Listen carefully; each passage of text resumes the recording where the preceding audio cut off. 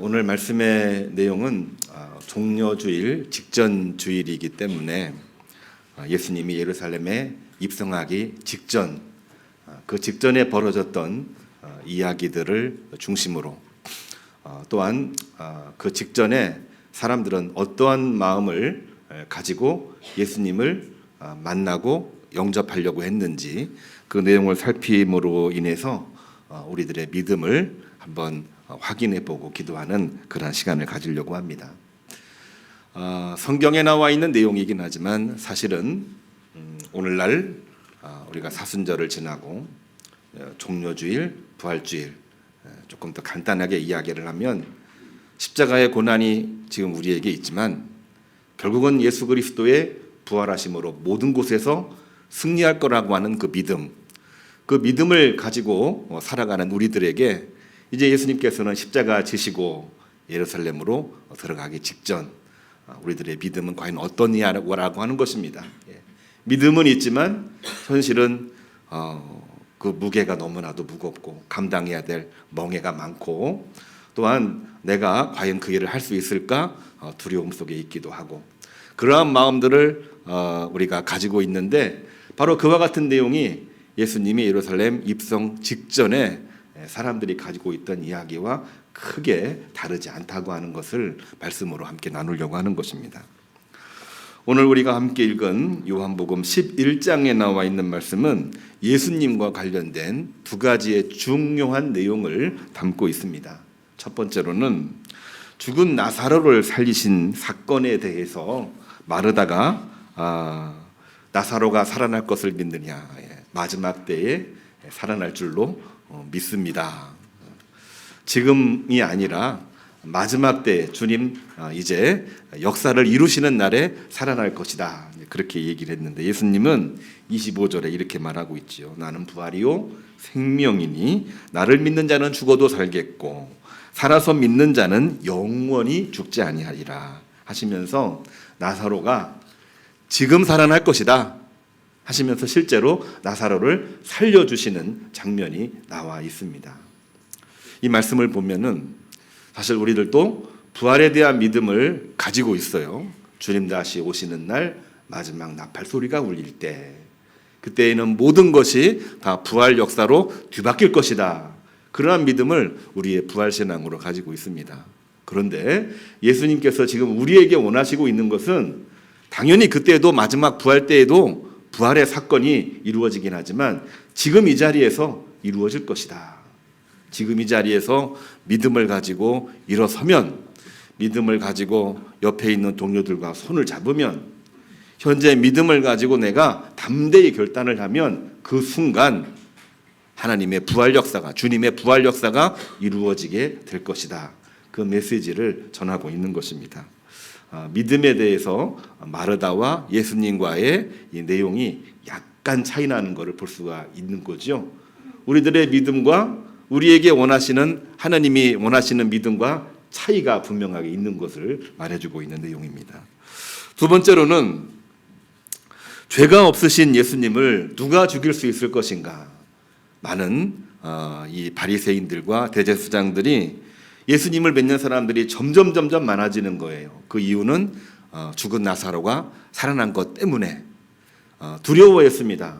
예수님을 따르는 무리들이 많아질까 두려워했는데 그들이 회의를 하면서 죄가 없으신 예수님을 어떻게 하면 죽일 수 있을까 고민하다가 이런 이야기를 합니다. 47절을 보면은 오늘 유미연 집사님 읽으신 내용인데요. 국가와 백성 그리고 모두의 안전을 위해서 예수를 죽이자는 그러한 음모를 꾸미고 있는데 그 내용은 다름이 아닙니다. 오늘 앞서 읽었던 레위기 16장 21절에 나와 있는 내용을 인용한 거라고 해도 과언이 아닌데요. 모든 백성의 죄를 대속제물 염소에 옮겨서 광야로 내보내듯 예수님을 대속제물로 죽임으로 인해서 로마로부터 유다를 구하자. 이러한 내용으로 회의를 하고 있는 그러한 내용입니다. 조금 역사적으로 이해하기가 조금 어려운 부분이 이제 나와 있는데 이 두 가지 사건이 이 예수님이 예루살렘 입성 직전에 벌어졌던 중요한 사건입니다. 이 사건을 보면서 저는 우리 성도님들도 말씀을 보셨겠지만은 두 가지의 어처구니 없는 상황들을 우리는 머릿속으로 생각을 할 수밖에 없습니다. 첫 번째가 뭐냐면은 예수님은 죽은 나사로를 살리셨는데 예수님 본인은 죽임당하는 처지에 점점 놓여지고 있다고 하는 것, 어처구니 없는 상황입니다.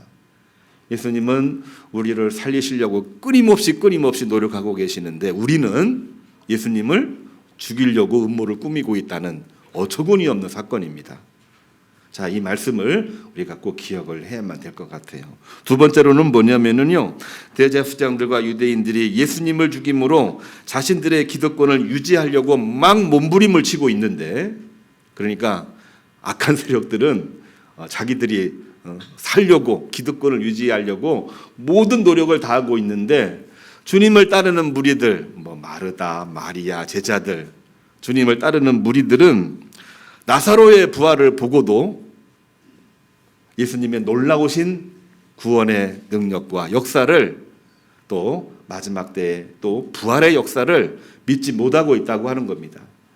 나사로가 지금 눈앞에서 죽었다가 살아나는 것을 직접 눈으로 보았는데도 예수님을 믿지 못하고 있는 거지요. 오늘날에 또 그렇습니다.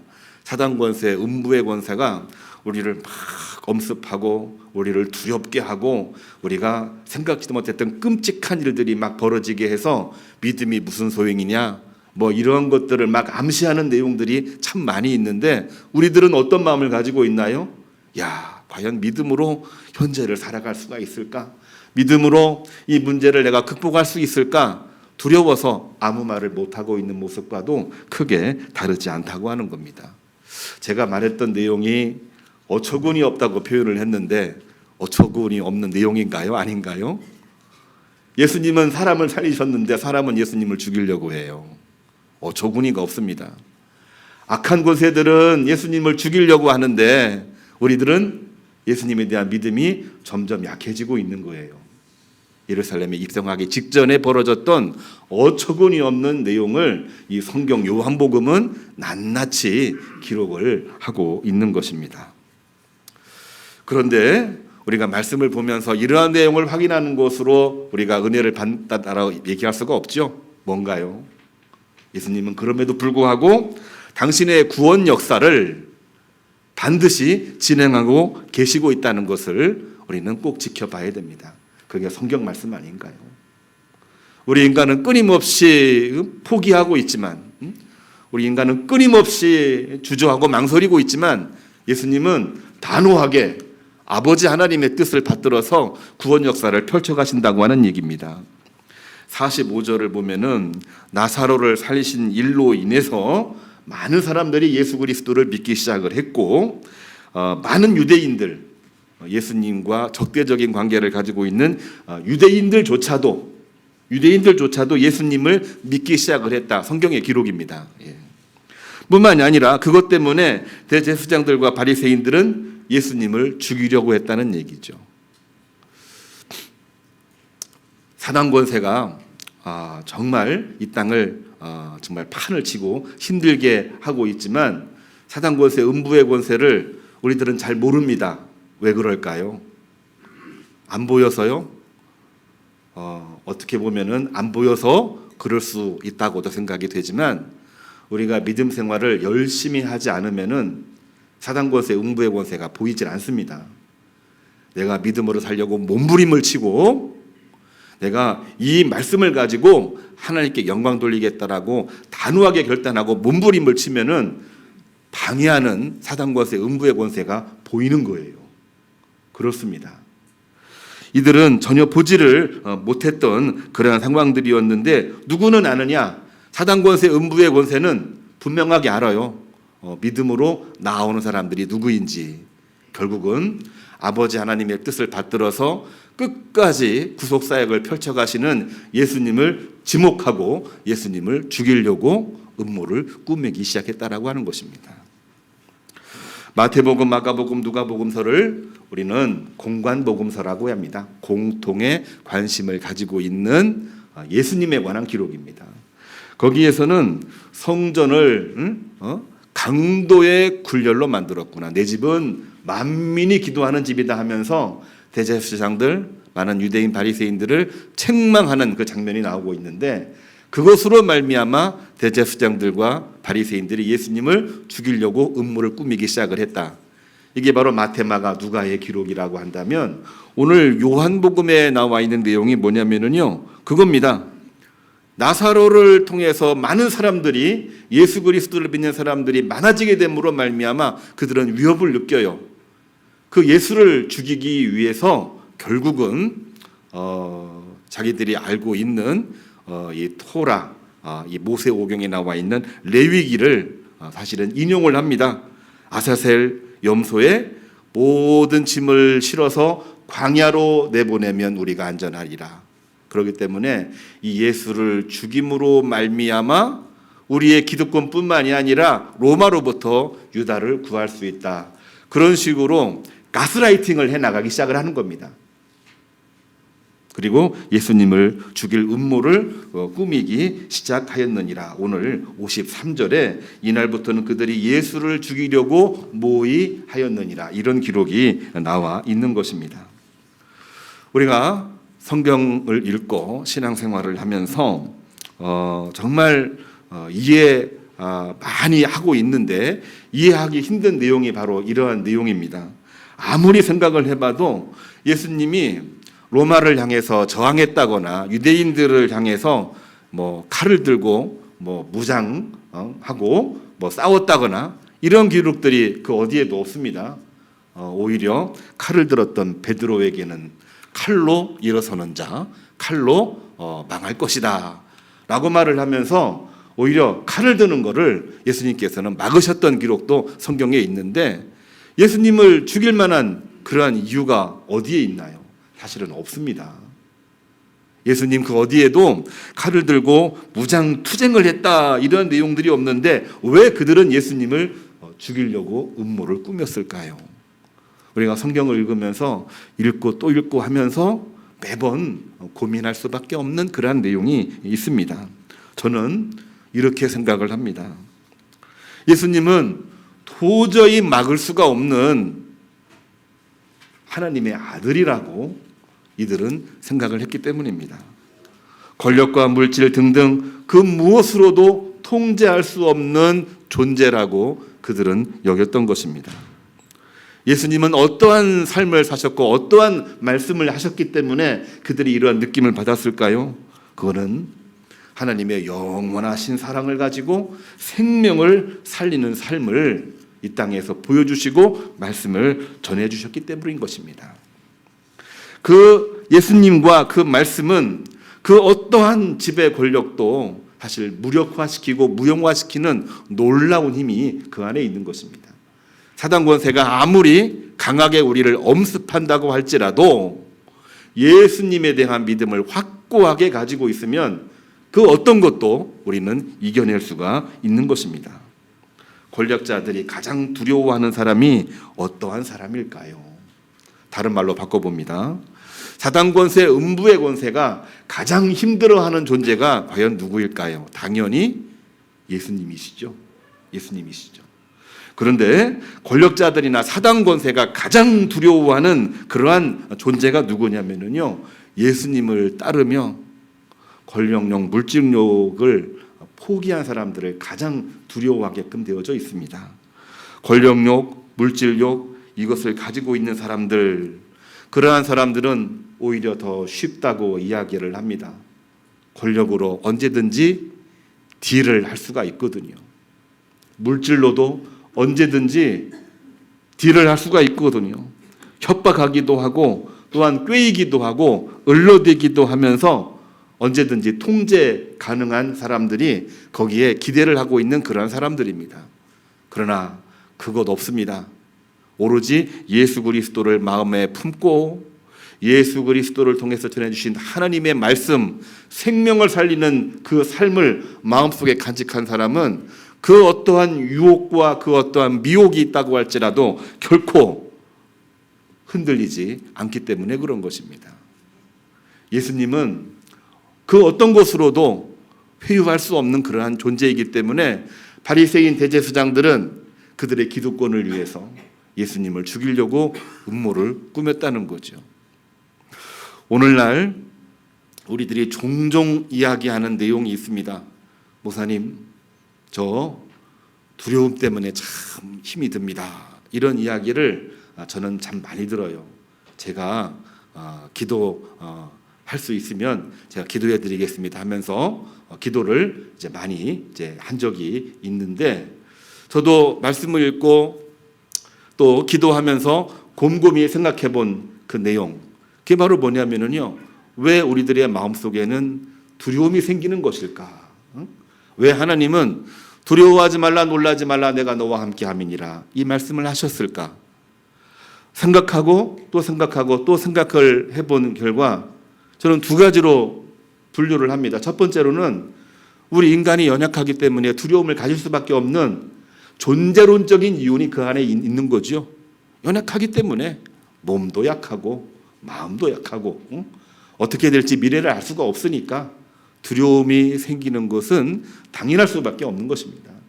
그런데 저는 말씀을 보면서 또 한 가지 두려움의 원인을 말할 수밖에 없다. 또 한 가지의 두려움의 원인이 뭐냐면요, 우리가 하나님에 대한 믿음보다 물질, 권력에 대한 욕망으로 가득 차 있을 때, 그때 많은 사람들이 두려움을 느끼기 시작을 합니다. 과연 이 물질과 이 권력이 나에게 많은 것을 줄 수 있을까? 아니면 나에게 더 큰 해를 입힐까? 이거를 내가 가지게 되면 하나님이 떠나실까? 하나님이 그래도 나와 함께 하실까? 이러한 것이 우리들의 마음을 두렵게 만드는 원인이 되고 있기도 하는 것이죠. 그렇습니다. 사단 권세, 음부의 권세가 가장 힘들어하는 존재는 오늘날 욕심 많고 또한 권력욕이 있는 그러한 사람들은 절대로 두려워하지 않습니다. 언제든지 을러대고 언제든지 꼬이면서 자기들 세계로, 악한 권세로 끌어들이기 때문에 그렇습니다. 왜 많은 사람들이 이단에 빠집니까? 왜 많은 사람들이 신천지에 빠져 들어가는 것입니까? 하나님에 대한 믿음이 확고하게 있으면 결코 빠져들어가지 않습니다. 하나님보다도 마음속에 가지고 있는 우상이 있기 때문에 물질, 권력, 자기들의 욕망, 그거를 감추고 그거를 얻을 수 있다라고 생각을 하기 때문에 하나님보다는 사단 권세, 음부의 권세, 이단의 모든 것들을 맡기기 시작을 하는 거지요. 영혼을 빼앗기는 겁니다. 영혼을 빼앗기는 그 순간 우리는 두려움 속에 빠지면서 결국에는 아무것도 할 수 없는 그러한 존재에 나가게 되는 것입니다. 그렇습니다. 예수님은 그 어떤 것으로도 회유할 수가 없기 때문에, 하나님의 아들이시기 때문에 그들은 예수님을 죽이려고 음모를 꾸몄던 것입니다. 주님을 따르는 사람들도 사단 권세, 음부의 권세가 가장 두려워합니다. 믿음을 가지고 따르는 사람들에게는 사단 권세, 음부의 권세도 두려워할 수밖에 없는 것입니다. 죽일 테면 죽여라 하는 마음으로 일어서고, 나는 오로지 믿음으로 살겠다 마음속에 다짐을 하고 말을 하고 나가는 사람들에게는 그 어떤 누구도 통제할 수가 없는 것입니다. 가장 두려운 존재가 되는 것입니다. 그것을 보여주신 분이 바로 예루살렘 입성 직전에 많은 유대인들과 대제사장들과 많은 이 군중들에게 보여주신 예수님의 모습, 하나님의 아들의 모습이었던 것입니다. 이러한 내용을 후대인들에게 잘 해석을 하고 설명을 했던 내용이 오늘 유미연 집사님 읽은 두 번째 말씀, 히브리서 9장 12절에 나와 있는 말씀입니다. 염소 송아지 피로 하지 아니하고 오직 자기 피로 영원한 속죄를 이루사 단번에 성소에 들어가셨다 라고 이렇게 말씀을 하시면서 모든 믿는 자로 하여금 예수 그리스도에 대한 믿음을 확고하게 가지고 나가시기를 주님의 이름으로 축복합니다. 히브리 기자의 이 말씀을 인용을 하면서 오늘 이야기가 진행이 되고 있는 것입니다. 저는 이 말씀을 보면서 이거를 조금 더 리얼하게 보여줄 수 있는 영상이 뭐 하나 없을까 찾아보다가 작년 2023년에 드라마로 나왔던 우리 교우님 보신 분들도 있으리라고 생각이 되는데요. 낭만 닥터 김사부 세 번째 이야기, 그 내용에서 1분짜리 영상을 한번 제가 편집해 가지고 왔습니다. 한번 보면은 너무 빨리 지나가서 제가 볼 때는 음향실에서 한번 본 다음에 다시 처음으로 한번 해서 2번 봤으면 좋겠다고 생각이 됩니다. 영상 준비됐으면 한번 보여주세요. 의사로서의 윤리관념? 내 앞에서 그런 거 따지지 마라. 내 의혹에선 오로지 하나밖에 없어. 살린다. 무슨 일이 있어도 살린다. 그 사람이 누구든 어떤 일을 하고 어떤 위치에 사는다. 수술방에 들어오기 전 나한테 그냥 환자일 뿐이야. 다른 잡생각 안 해. 그냥 머리에 딱 하나 그거 하나만 꽂고 간다. 살린다. 무슨 일이 있어도 살린다. 살릴 수만 있다면 무슨 짓이든 해도 된다는 뜻입니까? 살겠다면 내 칼에 목숨 맡긴 사람이야. 살려내 지금. 그럽디다. 포기하는 순간 핑계거리를 찾게 되고 할 수 있다는 생각하는 순간에 방법을 찾는다고. 우리가 할 수 있는 일을 했으면 됐어. 종종 당위와 현실 사이에서 어떤 게 옳은지 어떤 게 답인지 균형잡기 곤란할 때도 있겠지만 그럴수록 우린 의사로서 최선만 다하면 되는 거야. 오케이?